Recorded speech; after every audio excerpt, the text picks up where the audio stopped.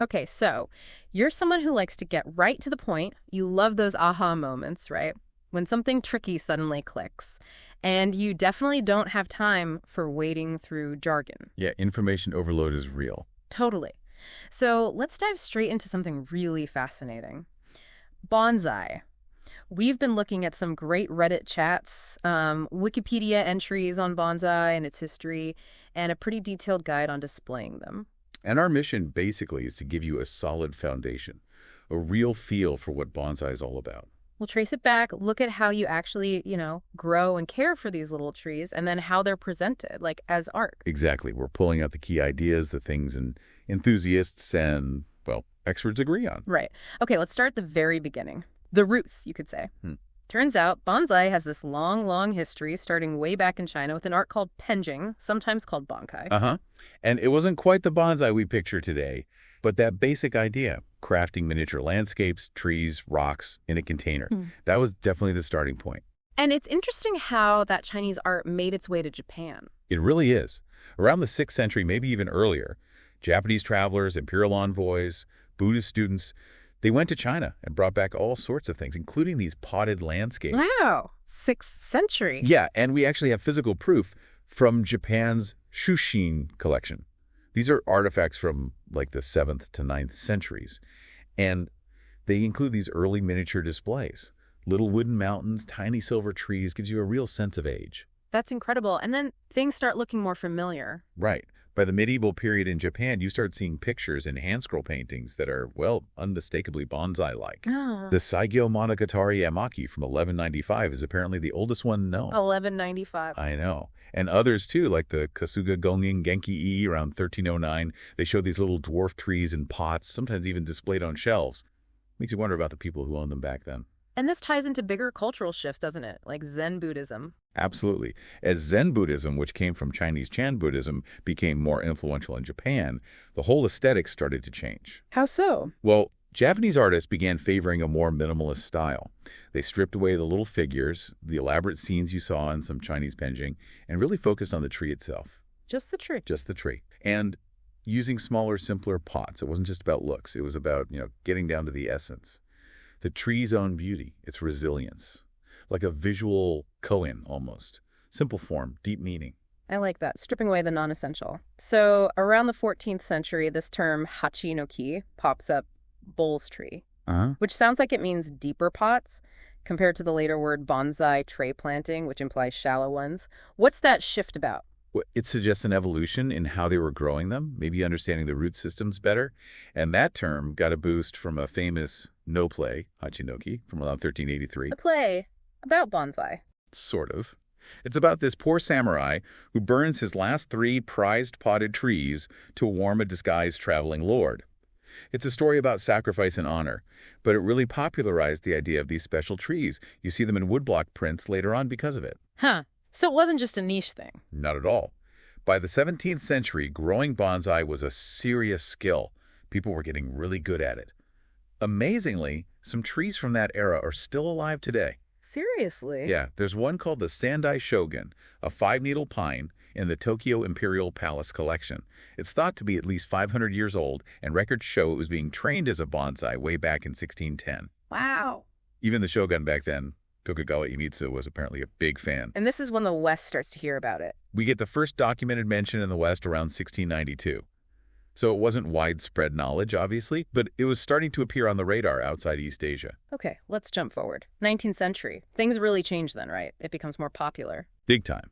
Bonsai moves from being something maybe a bit exclusive, practiced by monks or the elite, to a much more widespread art form, a hobby people could get into. And the name bonsai becomes the standard. Yeah, it gradually takes over from older terms like hachu.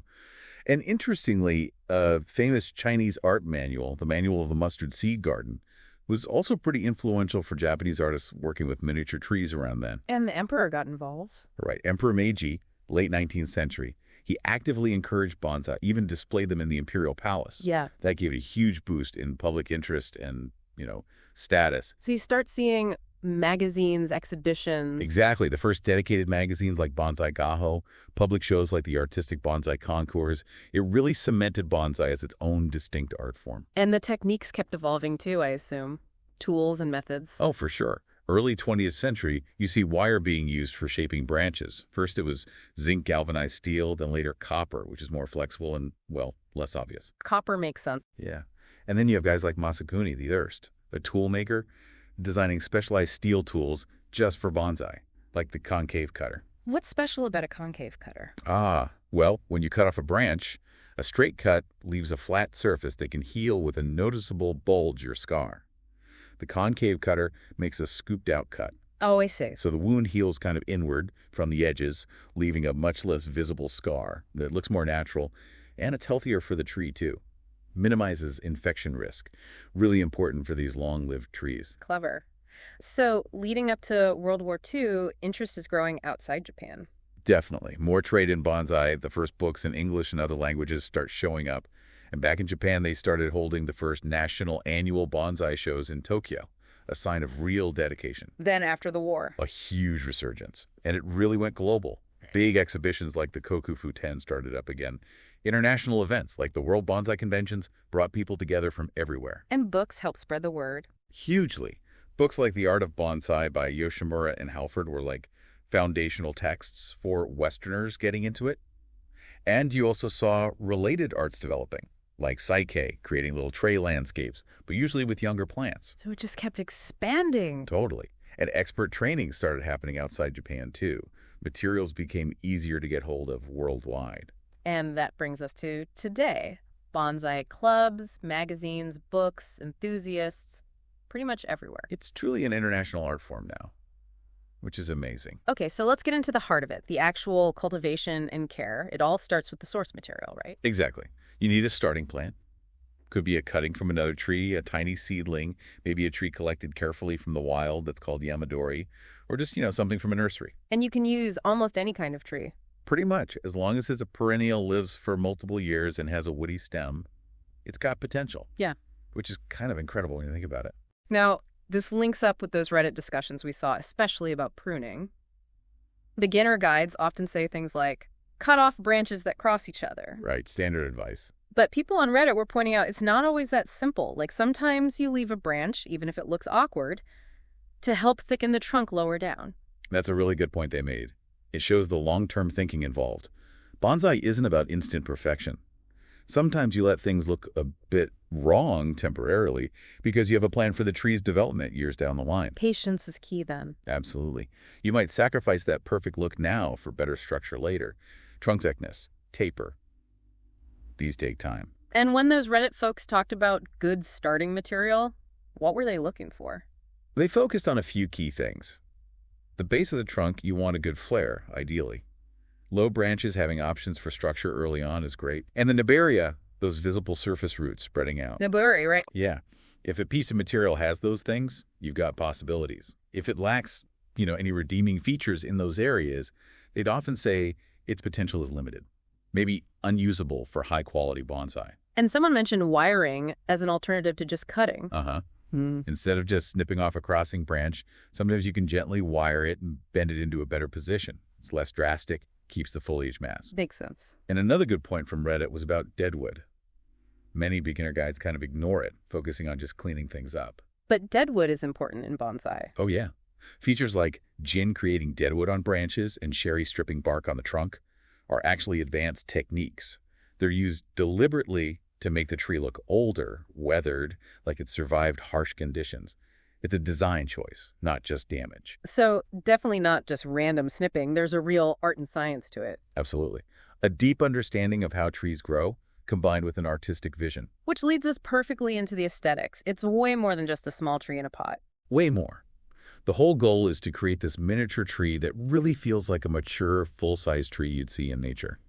And the aesthetic is heavily influenced by Japanese culture, Zen, like we mentioned, and also this idea of wabi-sabi. Wabi-sabi, can you unpack that a bit? What does it mean for bonsai? Sure. Wabi-sabi is this core Japanese idea about finding beauty in things that are imperfect, impermanent, maybe a bit asymmetrical or weathered. Okay. So in bonsai, it means you appreciate the character that comes with age. Maybe some gnarled bark, a slightly crooked branch, the signs that time has passed.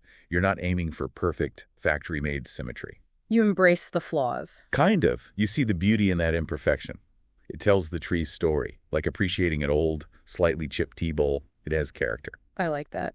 So beyond wabi-sabi, are there specific aesthetic rules or principles? Yeah, there are several key ones. Miniaturization, obviously, but also proportion. All the parts, trunk, branches, leaves, need to look harmonious in scale to create that illusion of a big tree made small. Right, proportion. Asymmetry is usually preferred. Perfect symmetry can look a bit stiff, artificial.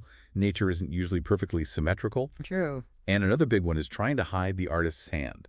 The shaping, the wiring. Ideally, it should look like nature did it, not like someone forced the tree into that shape. Subtlety is key. No trace of the artist. And you also mentioned poignancy. What's that? Poignancy. It's that slightly deeper feeling a great bonsai can evoke. A sense of time passing, nature's resilience, maybe a touch of melancholy beauty, thinking about the age and endurance of the tree. It's that emotional resonance. And the pot, the container, that's a big part of the aesthetic too. Huge part. Usually ceramic and chosen super carefully. Shape, color, size, texture. It all has to complement the tree. How so? Well, a formal upright tree often goes in a rectangular or square pot. More flowing, informal styles might go in an oval or round one. Evergreens often get unglazed pots, maybe earthy tones. Deciduous trees, ones that lose their leaves, might be in brighter glazed pots. And some old bonsai pots are incredibly valuable collectible art objects in their own right. Wow. Okay, so let's talk styles. There seem to be loads of them, often based on how the trunk grows, like formal, upright, chuck-in, straight trunk, right? Exactly. Chuck-in is a very classic straight, tapering trunk, branches well balanced. Then you have informal, upright moyogi. Still upright, but curvy. Yeah, moyogi has gentle curves in the trunk. Feels a bit more natural, less rigid than the formal style. But the tip of the tree is still generally over the base. Okay. Then slant style, shock-in, leaning over. Right. The trunk comes out of the soil at a distinct angle. It often gives the feeling of a tree battling wind or growing on a hillside. Resilience again. And the really dramatic ones, cascade, kengai, and semi-cascade, han kengai. Kengai is the full cascade, where the trunk and branches dip way down, often below the bottom of the pot, like a tree clinging to a cliff. Right. Han kengai, semi-cascade, also grows downwards, but doesn't go quite as far below the pot rim, more like flowing over a ledge, maybe. Yeah, good analogy. And styles based on the bark or trunk itself. Like shirimiki. Yeah, shirimiki involves having sections of dead wood visible on the trunk, where the bark has been removed or has died back naturally and been refined. That, along with jin deadwood on branches, makes it look really ancient and weathered. And planting on rocks, that seems tricky. It is. There's root over rock, sikijoju. That's where the roots grow down over a rock and then into the soil below. Looks like the tree just grabbed onto the rock. Okay. Then there's growing in a rock, shizuki or shitsuki. There, the tree is actually planted in the pockets and crevices of the rock itself. The rock is the container, essentially. Wow, and multiple trees together? Yep. Forest plantings, yoju, use lots of trees, different sizes, to create a miniature forest scene in one shallow tray. Looks complex. It can be. And there's also raft style, katabuki. This looks like a tree fell over, and then branches along the now horizontal trunk grew upwards, becoming new trunks. Creates a cool linear effect. Fascinating. And we quickly saw broom style, hokidachi. Yeah, straight trunk, then all the branches radiate out up top like an old-fashioned broom. Very symmetrical canopy. And windswept fukunagashi.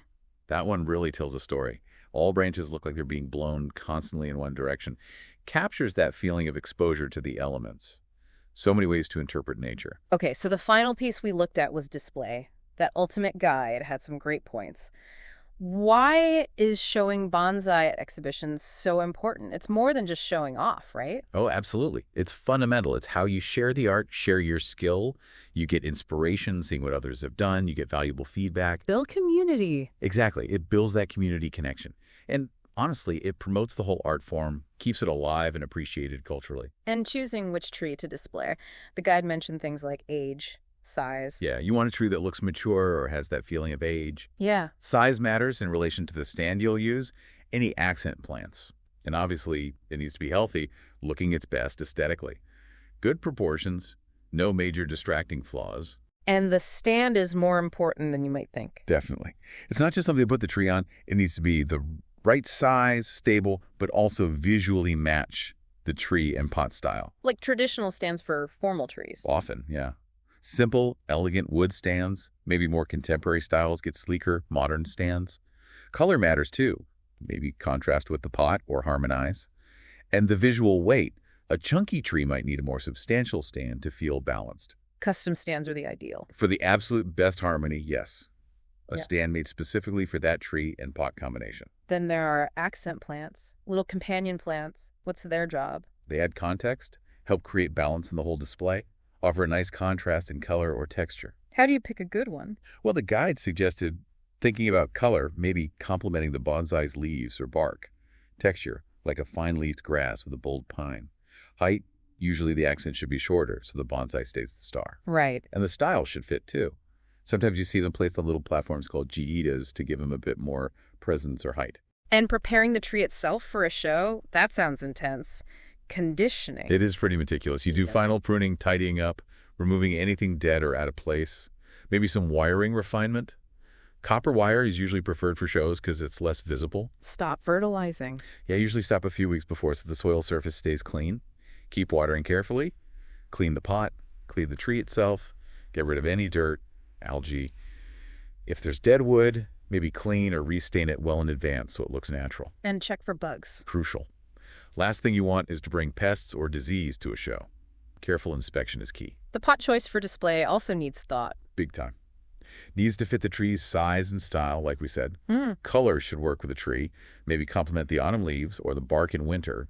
Material, shape, round, square, oval, all adds to the picture. And the size relative to the tree is critical. Too small looks unstable. Too big swamps the tree. And finally, placing it in the display area. Yeah, thinking about the height it's viewed at. The balance with the stand and accent plant. Using asymmetry or symmetry effectively. Leaving enough negative space around it so the form can be appreciated. Lighting and background matter too, though you don't always control those at shows. Exactly. For your own photos or display, diffused light is usually best. And a simple, neutral background that makes the tree pop. Wow. Okay, so we've covered a lot. From those ancient Chinese roots, through centuries of evolution in Japan, right up to its global reach today. Yeah, and the actual techniques cultivation, that nuanced pruning we talked about, thanks to those Reddit insights. Right, and the aesthetics, the different styles, and finally how you present them, the art of display. It really is this amazing blend of horticulture, art, history, culture. It's just endlessly fascinating. It really seems like it offers this continuous journey of learning and creativity. Definitely. There's always more to learn, more to try, and it connects you to nature in a really intimate way. So here's a final thought for you, the listener, to chew on. Think about those core bonsai principles: balance, harmony, patience, finding beauty in imperfection. How might those ideas apply elsewhere in your life? In your work, your relationships, other creative things you do? Or maybe one specific part of this really grabbed you. Was it the history, the hands-on growing, the artistic styling, the display? Which bit sparked your curiosity the most? If something did click, maybe check out a local bonsai club or just explore online. There's a huge amount of information out there. You might just find yourself drawn into this incredible world in miniature.